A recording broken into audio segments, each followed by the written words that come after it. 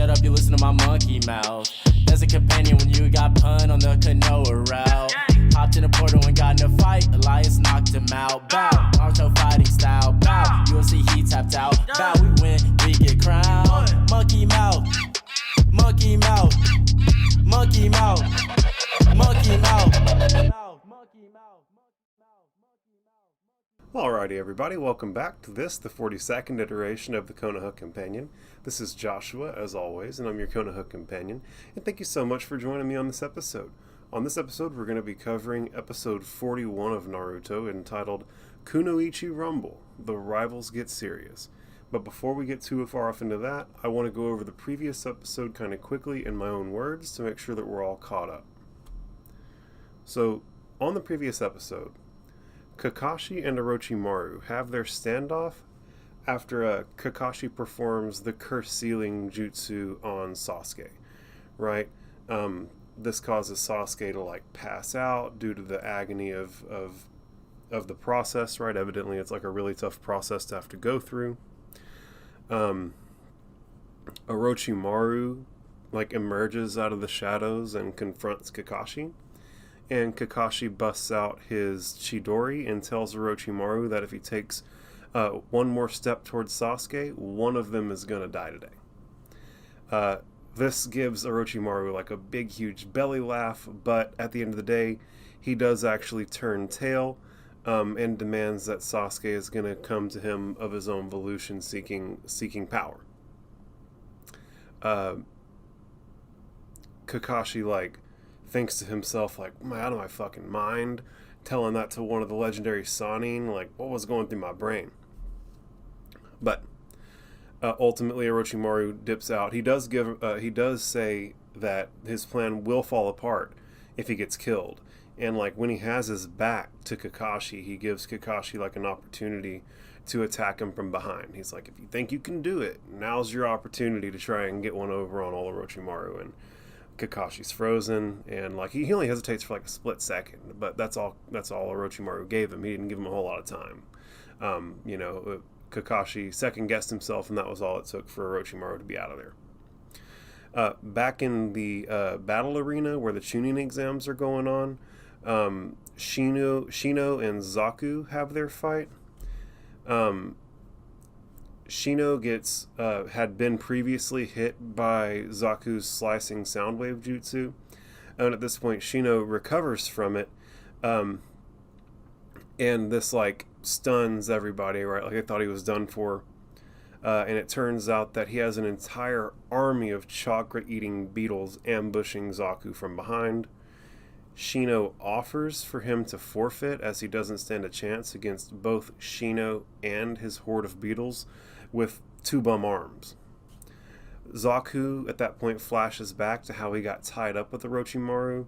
He was basically a poor kid on the streets stealing, where Orochimaru baited him with the promise of making him powerful, but now effectively he's just like a sacrificial pawn in Orochimaru's like ominous grand plans. So like clearly Orochimaru's like not a nice guy. Zaku, through sheer force of will, forces his other arm to work and points his jutsu at both Shino and the horde of bugs. But when he tries to use his jutsu, his arms basically pop like balloons. And it turns out that Shino had plugged Zaku's air holes with a number of his beetles. And so there was nowhere for the air to go. And so the first thing that gave out was his arms, and they popped. And he has like, he's fucked up. He's fucked up real bad. Zaku tries to fist fight with his bum arms, but basically gets uppercutted to sleep. It's revealed that through the utilization of Neji's Byakugan, that Shino's basically a living human beetle nest, and is a member of the legendary Hidden Leaf clan of Bugmasters. And Shino is Shino Aburame, right? So it's clear that like the legendary clan of bug taming ninja from the Hidden Leaf village are the Aburame clan. The fight ends, and Shino's declared the winner, and Kakashi like returns from his interaction with Sasuke and Orochimaru. Sakura demands to know what Sasuke's condition is, and Kakashi eases her mind, promising that he's sleeping safe and sound, even though he does fail to mention that he's currently under the protection of the Anbu Black Ops. Which again, I don't know how effective that's going to be against someone like Orochimaru. It's already been stated clearly that Orochimaru has actually single-handedly dealt with entire troops of the Anbu Black Ops, and so I don't believe that they're going to be able to keep Orochimaru away if he so chooses to come back, just based on what has been previously discussed in dialogue with other characters. Hayate Gecko, after he declares Shino the winner, gets the third fight going, and he announces that it's Kankuro of the Sound Siblings in the Hidden Sand, and Tsurugi of Team Kabuto, who is really a sound ninja working for Orochimaru, who's operating as a spy as a Hidden Leaf Guinea.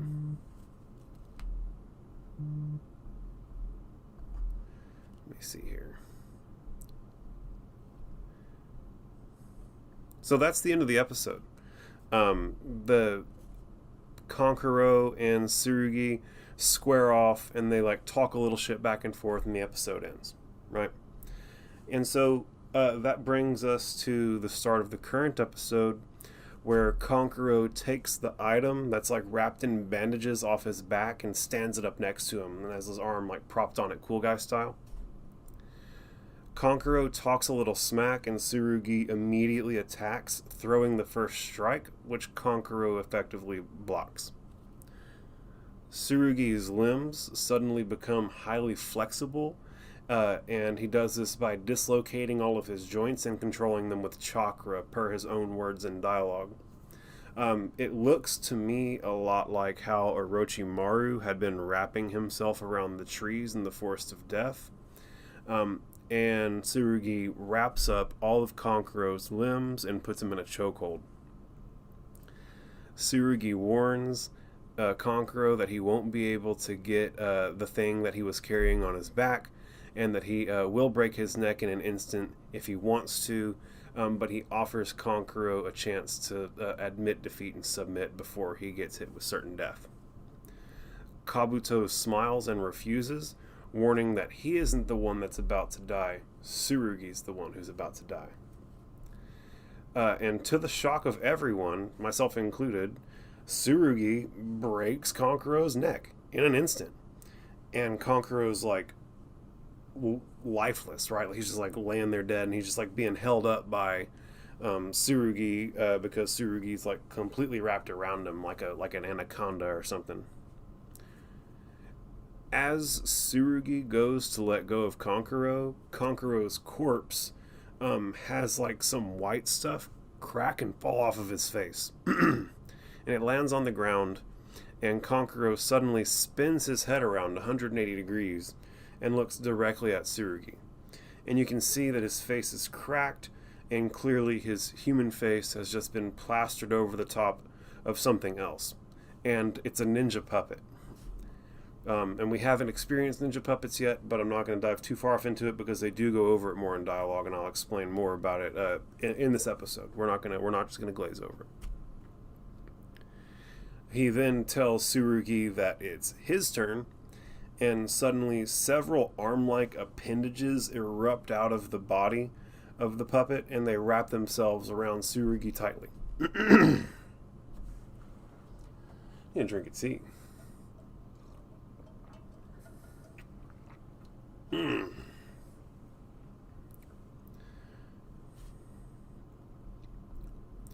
The puppet, while it has Tsurugi while the puppet has Tsurugi constricted, it like opens its mouth at him really widely, and Kankuro is revealed to be the thing that was on what we thought was his back, right? Like the Kankuro who walked into the fight was a puppet, and Kankuro was masquerading as the puppet on the puppet's back, wrapped up in bandages, and he was actually controlling this puppet from the puppet's back with these like threads that are infused with chakra that like come out of all of his fingertips, and that's how he controls these puppets. And so he like pulls a particular bandage and like all the bandages come erupting off of him. And at this point, Tsurugi realizes that Kankuro has been controlling the puppet the whole time, and that Kankuro is in fact a puppet master. Which is I mean, come on, like you're Kabuto's teammate. You would think that Kabuto would have at least given those guys the basic information that they need about the people that they could be potentially competing against. But then again, we might not fully understand Kabuto's intentions or in-game. And so who knows why he didn't fully inform his teammates. There definitely seems to be like some weird animosity, at least between him and Yoroi, the third member of Team Kabuto. It shows us here the ninja threads infused with chakra coming from the tips of each of Kankuro's fingers for the very first time. And they don't really explain it, but what's happening is they infuse chakra into those threads and then they pull it, and that's how they, it's a fucking puppet. Not rocket science.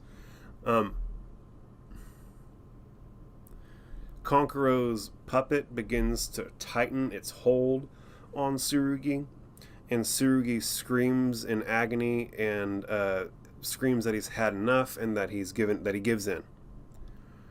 Kankuro laughs and mocks, but with your bones all crushed, think how much more flexible you could be. And this is like a savage ass line. Like he's like, I don't give a fuck if you're admitting that you're done. I'm gonna crush you because you tried to break my neck. Like zero sympathy, which I can't blame him. This guy tried to kill him. Like this is a real fight, like a real fight at this point.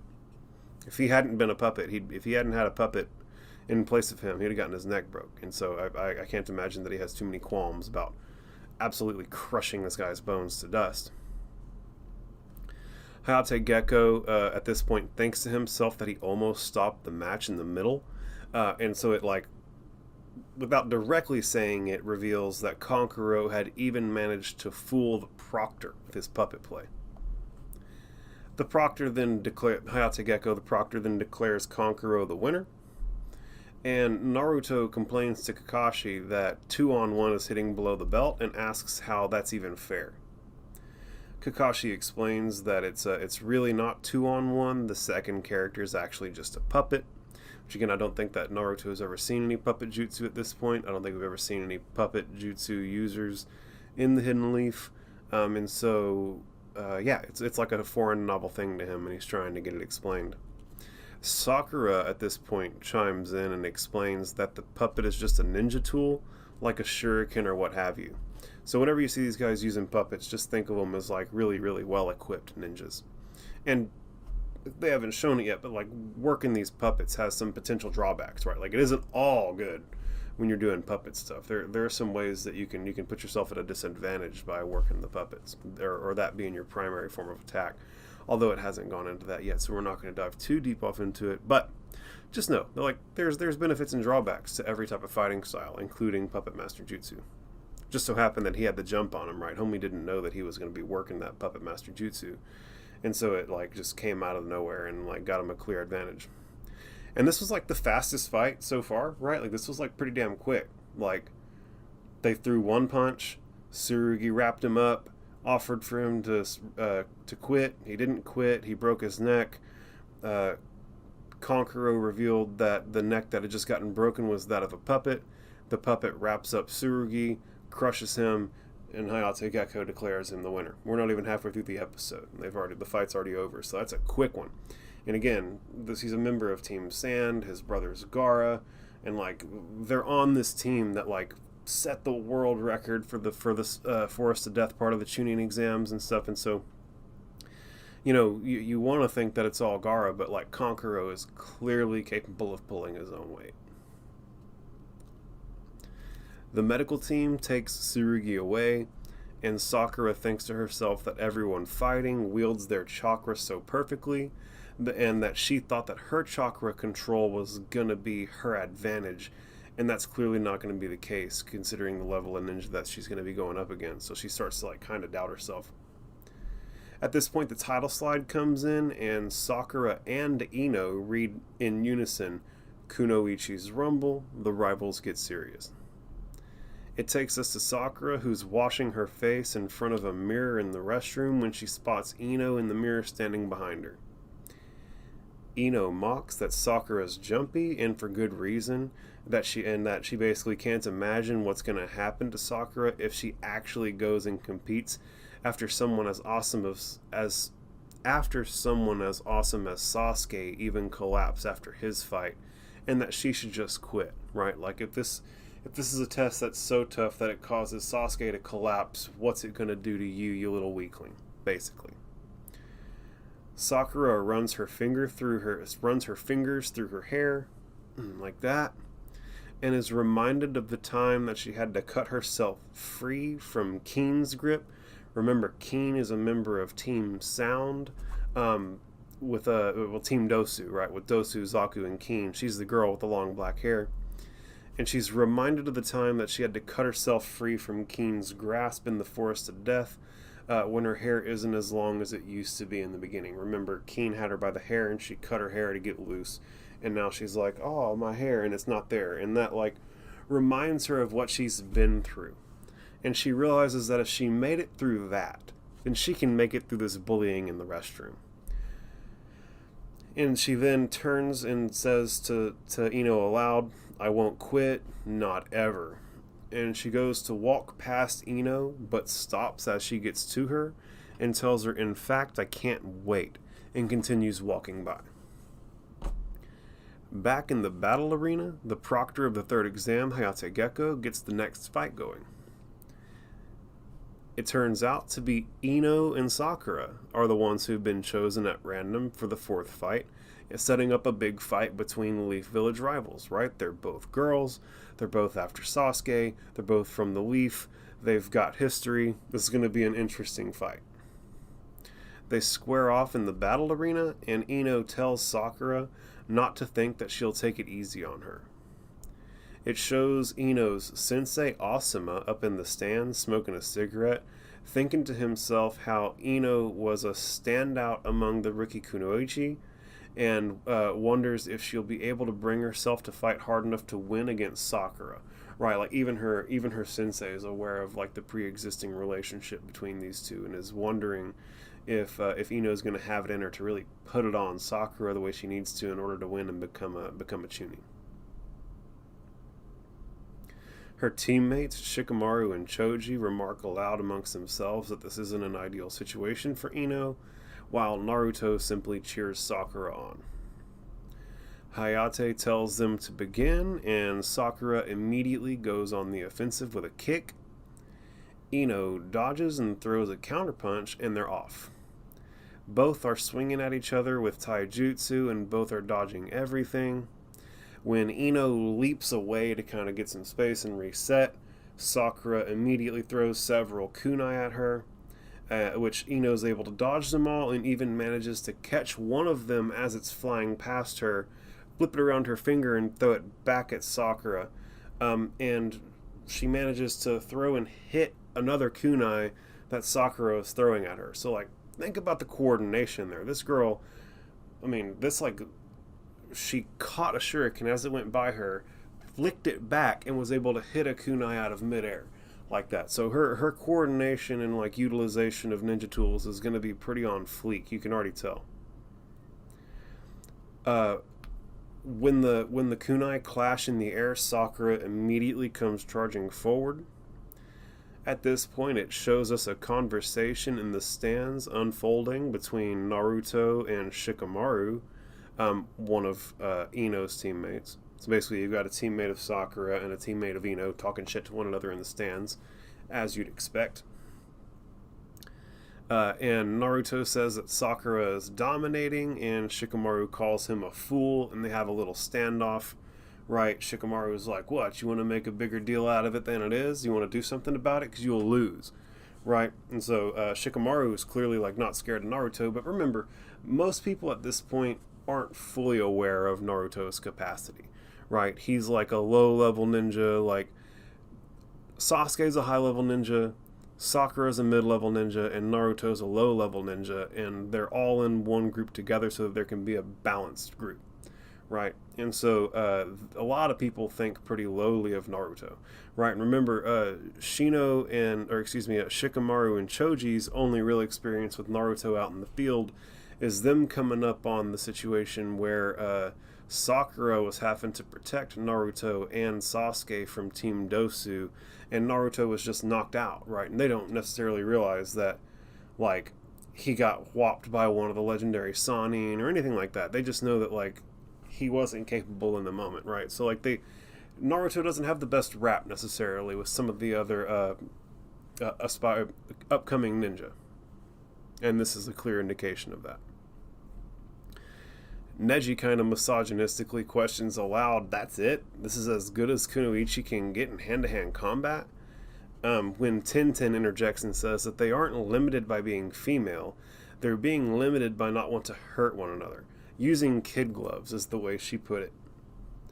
The fist fight down in the battle arena continues between Sakura and Ino. And Ino catches Sakura with a mean left hook to the liver, and then goes to follow up with a right cross to the face. But she has a flashback to Sakura, like a brief, like, snap flashback to Sakura as a young kiddo, and instead of decking her, slaps the shit out of her. This causes Sakura to flash back to when she was a kiddo, where she and the other children were with an instructor who was explaining to them that as girls, they have a tough go as ninja, because they not only have to be able to fight, use the ninja weapons, do ninjutsu, and all the things that the boys do, but they also have to be able to blend in as women in other places so that they can succeed as spies, right? Meaning they have to, like, have a wide knowledge base of the customs of women in far off places. So if they get sent off to, like, one random nation somewhere off in the distance, they're going to be able to blend in. And so they've got a little bit, like, extra homework that they have to do in order to, like, fulfill the role that the village has set aside for them. The instructor then goes on to say that today's lesson is in flower arrangements and directs the students to go gather distinct flowers. The students go to gather the flowers, and Sakura yells for Ino to hold up. As she runs over to Ino, she trips, and Ino mocks her for being a klutz. They gang up and go gather flowers, and Sakura complains that she's just not very good at it. And so this prompts Ino to try and explain the process for making a good bouquet. Ino's family run a flower shop. They make bouquets, so she knows about it. She explains that you have to find a main flower for it, and then you have to find some other flowers that complement your main flower. And explains that she explains some of the flowers, their names, and their typical roles in a bouquet. In this moment, a group of 3 bullies walk over and begin to pick on Sakura, calling her billboard brow and etc. The leader of the group, who's later revealed to be a character named Vami, walks over and picks on Sakura and literally thumps her on the forehead. This angers Ino, and Ino throws several flowers into the bully's mouth, and this causes the bully to fall backwards. The 2 underlings of the main bully, Vami, freak out and go to, like, help out Vami. Ino mocks that Vami's head is so empty she mistook it for a vase. And Vami sits up and yells out angrily at Ino with the flower still in her mouth. Ino mocks that the flowers in her mouth are aconite? Aconite? I can't remember how they pronounce it in the show. Aconite. It's a shinobi flower, and jokes that they aren't that poisonous, but that she should spit them out whenever she gets the chance, which sends the bullies, like, running away in fright. Ino laughs and tells Sakura that she didn't tell them that only the roots are poisonous, and gives her a wink, and she, like, chuckles and sticks out her tongue playfully. Sakura blushes and thinks how great Ino is. She knows everything, her clothes are stylish, she's way cute, she's good with her shuriken, her ninjutsu's awesome, and she then goes on to think that compared to all of that, she's nothing. Ino senses something is wrong and asks about it, and Sakura asks, if you're a cosmos flower, which is like a purple pretty flower used as a centerpiece in bouquets, am I just a thoroughwort? And it's like a simple, like, not exceptionally pretty, like, filler plant for the bouquets, right? So if you're the pretty centerpiece flower, am I just a filler plant? And Ino sighs and like kind of chews on her thoughts for a second, and tells Sakura that Sakura isn't even a flower. She's a bud, still waiting to bloom. And this seems to make Sakura feel a little better, and she tells Ino that she's right. Back in the here and now in the battle arena, Sakura clenches her fists and tells Ino that she's not going to fight with her over Sasuke anymore. She's not weak anymore, and that Ino isn't even on her radar, and that Ino isn't even Sasuke's type, and then calls her like Ino pig, which of course Ino warns her not to push her luck and calls her billboard brow. Naruto in the stands points out that Sakura said a bunch of mean stuff and that he's never seen Ino look so scary. Kakashi explains that Sakura isn't one to act like that. She doesn't needlessly flaunt her power and callously hurt people, but she doesn't like Ino taking pity on her and pulling her punches either, which makes sense. Sakura then asks, down in the battle arena, Sakura asks, "So I'm a bud waiting to flower, huh?" And we flash back again to them two as youngsters, right? Lots of flashbacks this episode so far. Sakura then asks Ino why she gave her the ribbon. Remember, Ino gave Sakura the red ribbon that she was wearing her hair in way back in the day when she was after an instance of her defending her from bullies. Basically, she gave her the red headband so that she could pull her hair back and show off her billboard brow and like conquer it. Ino then says, let's just say she thought that it would be... So again, this is in a flashback, and Sakura is asking why she was given the red ribbon, and Ino says, like, let's just say I thought it would have been a waste for you to wilt away as a bud, because a little bud could possibly bloom into a flower even more beautiful than any cosmos flower. Right, so I helped you back in the day because I see you as this bud with all this potential and I want to see you actualize it. And this moves Sakura to tears, but she fights him back and acts like she's got dirt in her eyes when Ino asks about it. They finish their assignment, and Sakura then thinks that she's tried ever since then to try her best to not stay a bud forever and to bloom. She set her sights on Ino because she wanted to be like her. Ino set an example and was a goal for Sakura to strive towards, and that is what has taken her as far as she's gone. But now it's time to surpass Ino. We gonna see. In the stands, Naruto asks Kakashi why these two are getting so worked up just looking at one another. And Kakashi laughs and thinks how it's funny that Naruto can't see how them two are just like him and Sasuke. He then tells Naruto that rivalries are tricky business, kind of mockingly, and that he wouldn't know anything about it. And this like cues up Guy Sensei. And Kakashi waves, and Guy thinks how it burns him up inside when Kakashi tries to act all cool.